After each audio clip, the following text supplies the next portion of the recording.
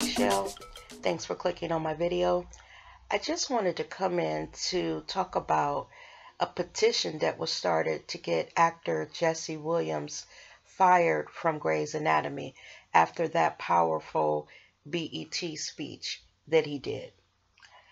Now, this petition on change.org right now only has 1,086 signatures.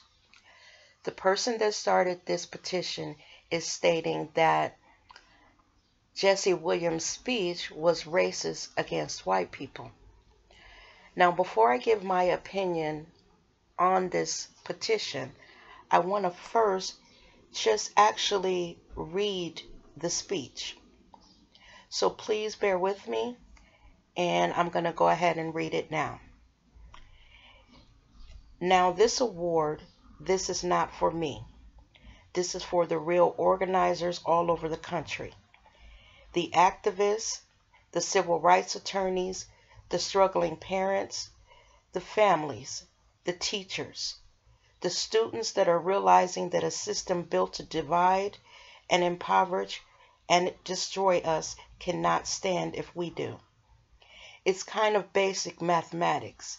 The more we learn about who we are and how we got here, the more we will mobilize.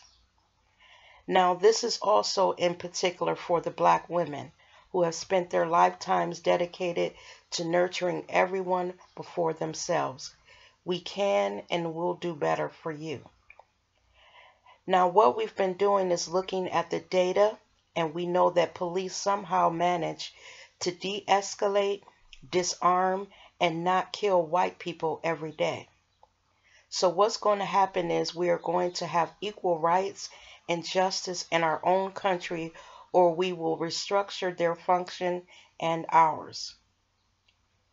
Yesterday would have been young Tamir Rice's 14th birthday, so I don't want to hear any more about how far we've come when paid public servants can pull a drive-by on a 12-year-old playing alone in the park in broad daylight, killing him on television, and then going home to make a sandwich. Tell Rakia Boyd how it's so much better that it is to live in 2012 than it is to live in 1612 or 1712. Tell that to Eric Garner. Tell that to Sandra Bland. Tell that to Dorian Hunt. Now, the thing is, though, all of us in here getting money, that alone isn't going to stop this. All right? Now dedicating our lives to getting money just to give it right back for someone's brand on our body when we've spent centuries praying with brands on our bodies. And now we pray to get paid for brands on our bodies. There has been no war that we have not fought and died on the front lines of. There has been no job we haven't done. There's no tax they haven't levied against us, and we've paid all of them. But freedom is somehow always conditional here. You're free, they keep telling us. But she would have been alive if she hadn't acted so free. Now, freedom is always coming in the hereafter. But you know what, though? The hereafter is a hustle. We want it now. And let's get a couple things straight. Just a little side note. The burden of the brutalized is not to comfort the bystander. That's not our job, all right? Stop with all that. If you have a critique for the resistance, for our resistance, then you better have an established record of critique of our oppression. If you have no interest in equal rights for Black people, then do not make suggestions to those who do. Sit down. We've been floating this country on credit for centuries, yo. And we're done watching and waiting while this invention called whiteness uses and abuses us, burying Black people out of sight and out of mind, while extracting our culture, our dollars, our entertainment like oil, black gold, ghettotizing and demeaning our creations, then stealing them, gentrifying our genius, and then trying us on like costumes before discarding our bodies like rinds of strange fruit. The thing is, though, that just because we're magic doesn't mean we're not real. Thank you for bearing with me while I actually read the speech. Now, when I heard the speech, I did not hear a speech that was in any way racist against white people. What I heard was a young man standing on the stage speaking to the oppression of black people. I heard a young man telling us to mobilize and to continue to fight for our rights. I heard him speak of specific incidents of people that were murdered by police officers and how them being murdered was a strike against America. Now, this Change.org speech said that he was being racist. But let's just look at the definition of racism. That is not what he was doing. If you know the definition of racism, it's the belief that all members of each race possesses characteristics or abilities specific to that race, especially so as to distinguish it as inferior or superior to another race or races. Now, our history here in America as black people, we all know that we've had no power to oppress any other race. So for me, this Change.org petition is a bunch of bullshit. It is a bunch of bullshit.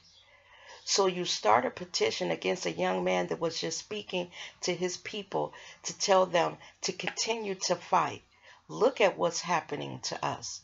Look at all these people that are being killed out here in these streets of America by police officers who are sworn to protect us, not kill us.